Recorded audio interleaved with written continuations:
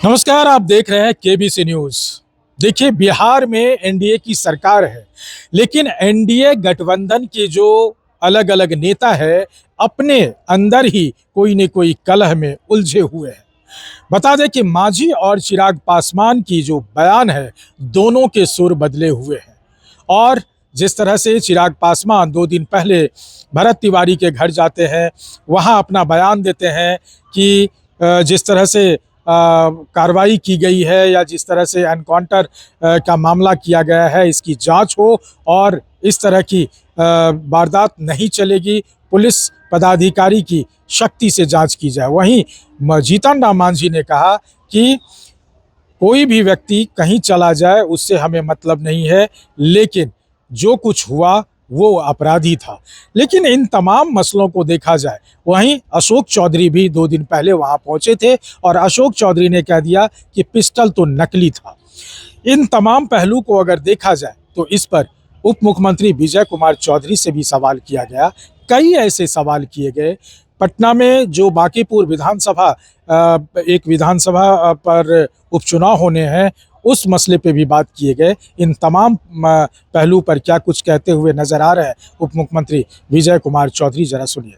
गांधी हो या चिराग पासवान हो, दोनों के बयान जिस तरह से आपस में टकरा रहे हैं, दिखा आमना सामना हो रहा है।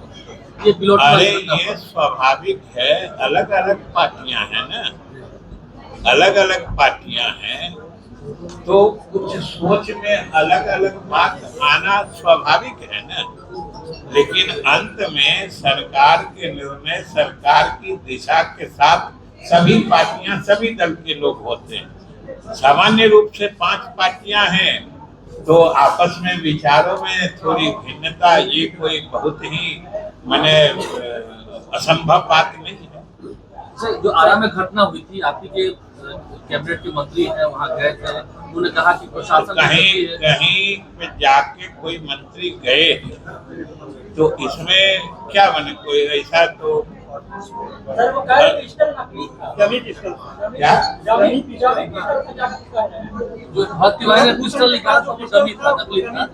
अरे वो तो जांच हो ही रही है ना, वो तो न्यायिक जांच हो रही है।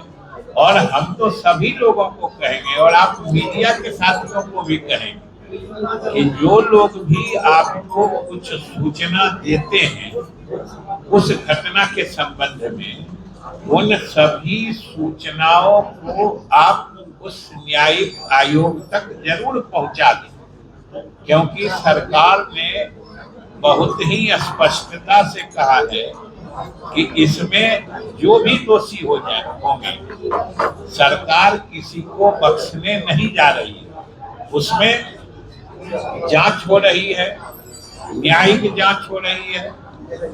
न्यायमूर्ति, उच्च न्यायालय के न्यायमूर्ति जांच कर रहे हैं, उनका रिपोर्ट आ जाएगा।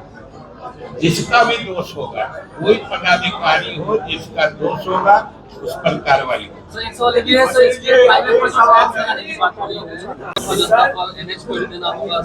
नहीं, तो सवाल है कि कहीं पर तो टैक्स लगता है तो जनता पर पड़ता है, लेकिन बिना टैक्स के भी सरकार का काम नहीं चलता है। इसलिए अभी जो एसएच पर, जो स्टेट हाईवे पर टैक्स लगाने की बात हुई है या नए टैक्स अधिरोपण की बात हुई है, वो अभी तो लगाया गया है, लेकिन फिर जनता के फीडबैक के साथ उसके आगे की कार्रवाई की जाएगी।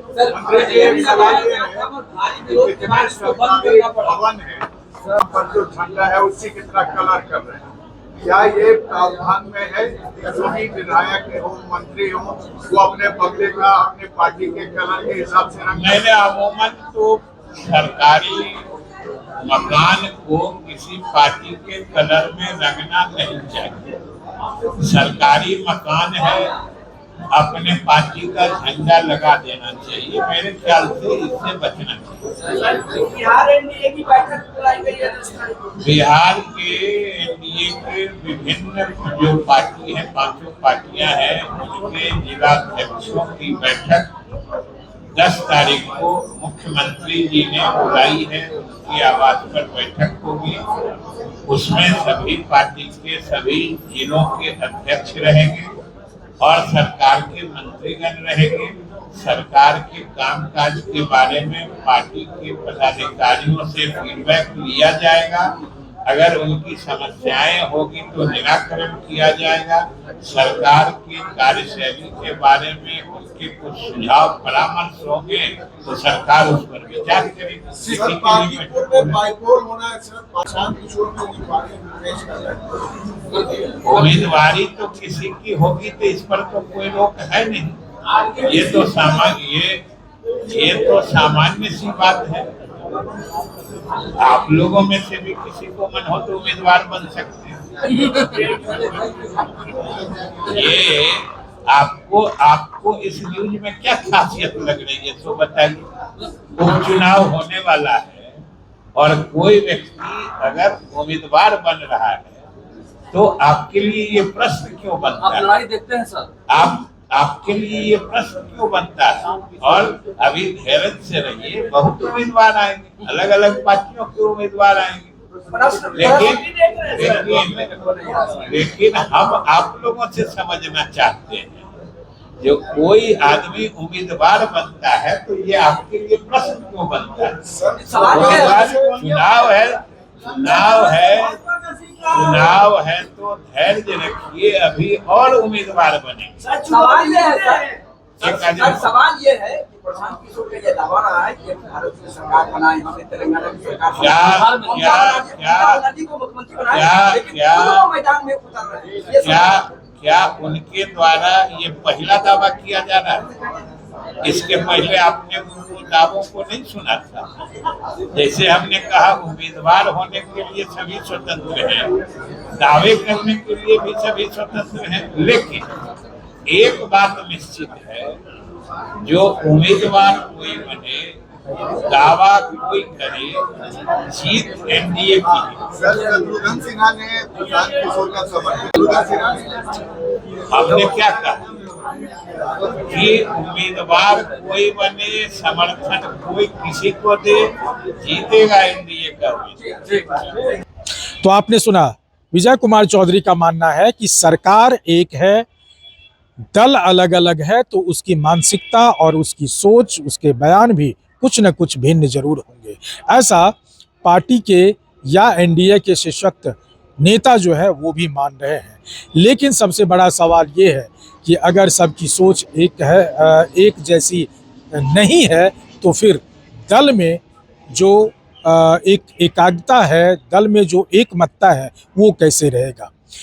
साथ ही साथ प्रशांत किशोर के बारे में कहा कि लोग कोई भी खड़े हो सकते हैं चुनाव को लेकर के, और प्रशांत किशोर इससे पहले भी जो काम किए उसका रिजल्ट उनके सामने है।